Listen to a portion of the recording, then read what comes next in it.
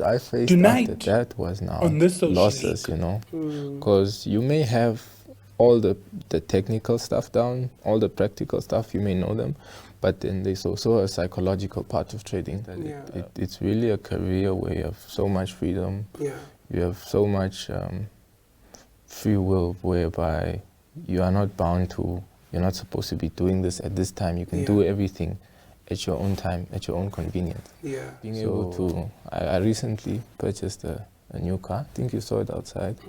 Forex Markets is the only broker that has offices in Namibia. You have to compromise and take out money and pay for proper mentorship. Because, I mean, if you don't pay for mentorship, you're going to end up paying, but not for mentorship, but you're going to be paying in losses.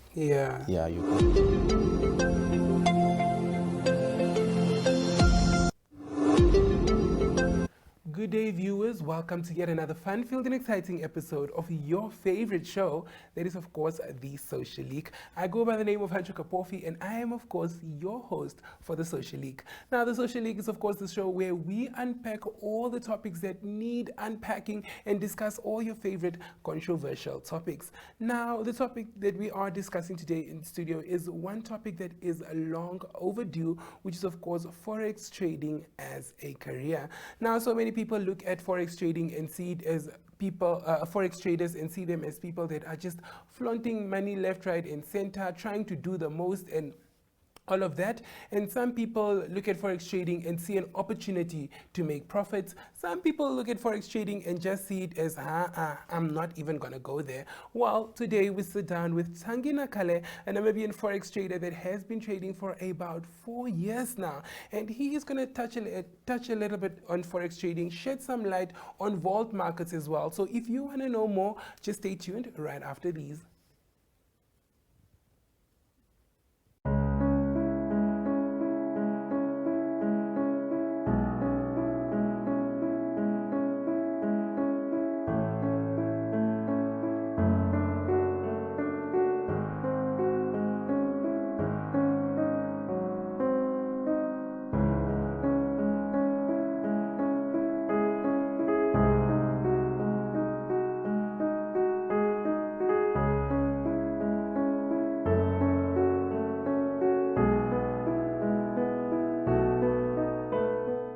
Well, as mentioned earlier, if you're just joining us, you're of course watching The Social League, and today we're having a discussion on a career in Forex trading.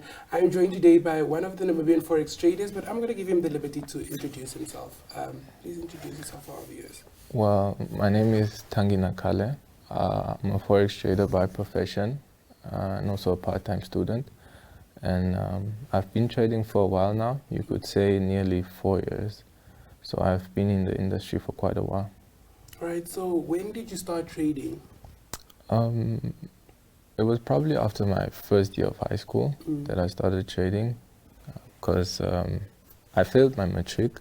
So I felt like I needed to just do something with my life. I couldn't just be at home. So that's how I came across Forex trading. And that was around 2018, 2019. All right, so what was it that really sparked your interest when it came to trading? Because my follow-up question would then be how long you've been trading, but then you've mentioned that you've been trading for 4 years, for about 4 years. Okay, what basically sparked my interest with trading was just the fact that people were making money from it. So that was my first interest. But then also later, I noticed that it's really a career where you have so much freedom. You have so much free will, whereby you are not bound to, you're not supposed to be doing this at this time. You can do everything at your own time, at your own convenience. So honestly, the convenience and the freedom for me. All right, so do you think that in a country such as Namibia, Forex is something that could sustain you fully as a career? I don't think so. You know, with the nature of the market, I wouldn't say, but it is a very nice stepping stone for someone who's willing to get started into certain things. Like you can generate quite a lot of capital from trading, which you can then use to fund your many other businesses that even if market conditions are bad at the time, those businesses could sustain you. But I wouldn't recommend just solely being sustained off trading, no. Yeah. Interesting.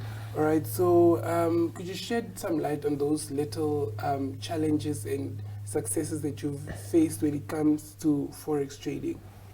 Yes, of course. Well, starting off with the challenges, I'd say the first and most common challenges, and I would say not just me who had it, but many other people are faced with this challenge, is the lack of capital. When starting off, the lack of capital to pay for mentorship, because mentorship is quite expensive. Yeah. But it's quite cheap now. But back then when we started, mentorship was around 12,000, 10,000, 8,000 for courses. And of course, you don't have that type of money at the time. So getting or raising capital to get courses or to get mentorship was really hard. And also another challenge is just lack of knowledge as well. So lack of knowledge was also a big issue, but obviously through mentorship and learning, you gain that knowledge on how to trade. And another challenge I would say now, once you do get a hang of it, once you learn, you get capital to probably pay for mentorship. Like as for me, I had to work a job as a waiter to try and get some capital to pay for a course from this one guy from South Africa. I worked 2 jobs. I worked as a waiter, then after that I worked as a shoe representative or a sales, no, it's a sales representative at this shoe place. And after that, I mean, I still didn't have enough, but what we did, a friend of mine and we added money together and then we got this course. So after that, then I got into trading and I could say I was profiting from trading. And then what I did was, I used profits that I was making from trading and I bought other courses just to broaden my knowledge. But then now a challenge I faced after that was now losses, because you may have all the technical stuff down, all the practical stuff, you may know them, but then there's also a psychological part of trading, an emotional part of trading, which you also have to master that. So I didn't really quite get that down. So throughout my journey, as I made profit, that psychological part now got to me at a later stage, because I started risking quite a lot on my trading portfolio. I would risk quite a lot, like very unrealistic amounts, and I ended up taking a very big loss, man. I feel like that type of loss, it makes or breaks people, man. And I feel like that's what that loss is what helped make me. So that was, I would say, my final challenge that I had. It was taking that loss, and it was very hard starting over again, from having my portfolio just go back down to 0%, to nothing. So yeah, but apart from that, those are the only challenges.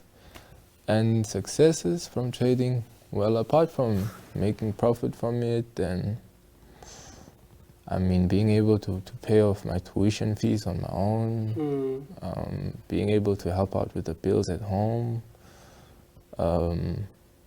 being able to, I recently purchased a new car. I think you saw it outside. Yeah, it's just the marketing team. They have to work on the content that we took so I can post it.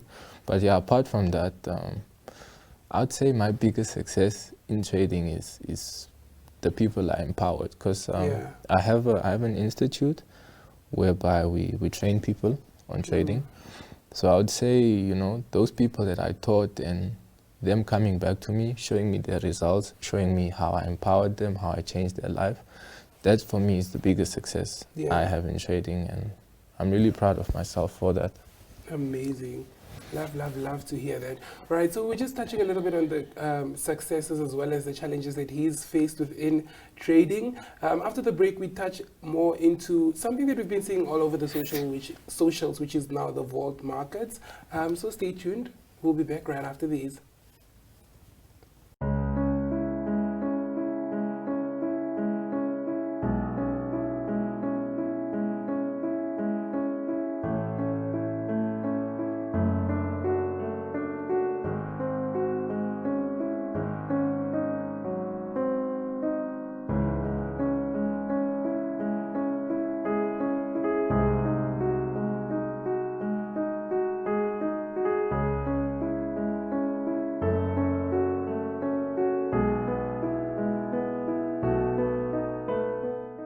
Right, if you are just joining us, you're of course watching The Social League. I'm Hancho Kapofi, and today I am joined by one of the Namibian Forex traders, Tangi Nakale. And today in studio, we're just discussing a little bit of a career in Forex trading.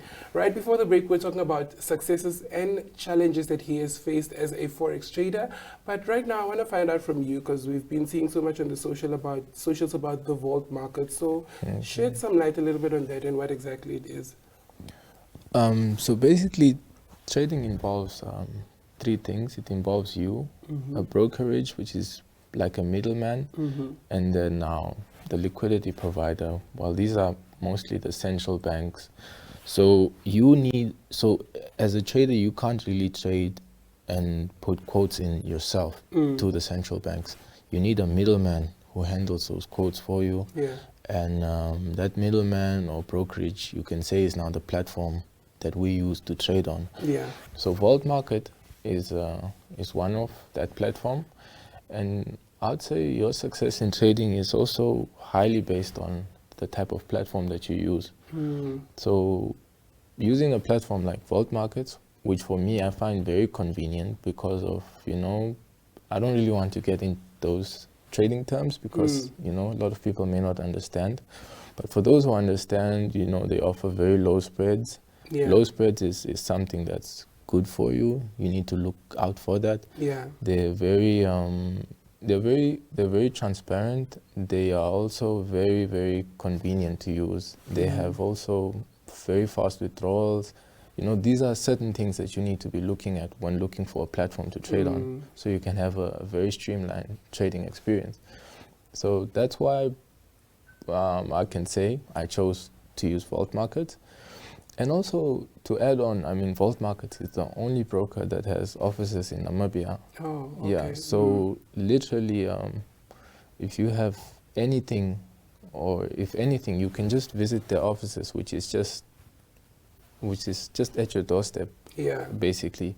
So yeah, that's what Vault Market is, and I would recommend people to use Vault Market, because we use it. Basically, all the traders in Namibia, if you look in South Africa as well, in Tanzania, it's being used nationwide, and in continent-wide as well. All right. Right, so what advice do you have for anybody else that would now love to start trading and don't really know where to start, and they just think when they start trading, they're just going to start making those profits like everybody else that is doing right now? What I would advise people is just, be patient. A lot of people think this is a get-rich-quick scheme, which it's not. A lot of people think they can fund their trading account today and make $1 million in 2 weeks, which is not the case, man. Because if you rush it like that, your trading portfolio is not going to look good. Yeah, so my first advice for people is always just get educated about this. Get educated and make sure that you understand what you're getting into. Anything that you are putting your money into, your hard-earned money into, you should have a full understanding of it. Yeah. So once you have a full understanding of it, people always want to be cheapskates, cut corners. Yeah. But, you have to really take out money. You have to compromise and take out money and pay for proper mentorship. Because, if you don't pay for mentorship, you're going to end up paying, but not for mentorship, but you're going to be paying in losses. Yeah. Yeah, you're going to make quite a lot of losses, and I've seen this, So you have to compromise and pay for education, man.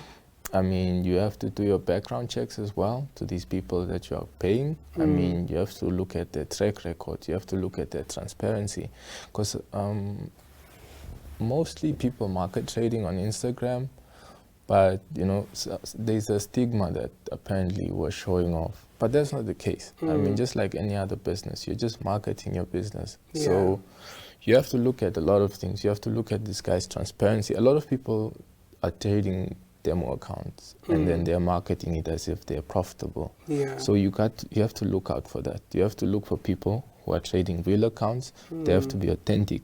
They trade real accounts. They show you probably up until their withdrawals. They show you up until their withdrawals reflecting on their accounts. Yeah. You know, that way you know that this person is legit Yeah. and are willing to take a chance and, you know, get mentored by this person. So always do your background checks on people before handing your money over to them. And yeah, lastly, also, I just wanted to add on, like, from whatever it is you learn, nothing that you will learn is 100% guaranteed that Yeah. that you're going to be profitable off of that. So there's a factor, it's like a very thin line which separates profitable traders from non-profitable traders, and that's called risk management. So I'll advise anyone who gets into trading, always stick to a good risk management plan. Yeah. All right. So before we let you go, do you have any final comments for our viewers? Not really. I feel like we covered everything. So maybe, I mean, if there's something that you picked up and you want to ask questions on, I mean, I'll be more than willing to answer. I think you definitely did cover everything, and I think one thing that you've mentioned that is very important is the fact that you do need to receive mentorship, because if you don't receive mentorship before you start trading, you're going to be paying but in a lot of losses, you know. Exactly. And I think that's one thing that people don't understand is that education is very important when you're starting on any new project, not only with trading but with anything else. So you do need to pay for that mentorship to obviously be profitable when it comes to trading. Exactly. Yeah. All right, so thank you very much for joining us today. That was it for today's episode of The Social League, a career in Forex trading. From me, Hancho Kapofi, it is, of course, our leaders in.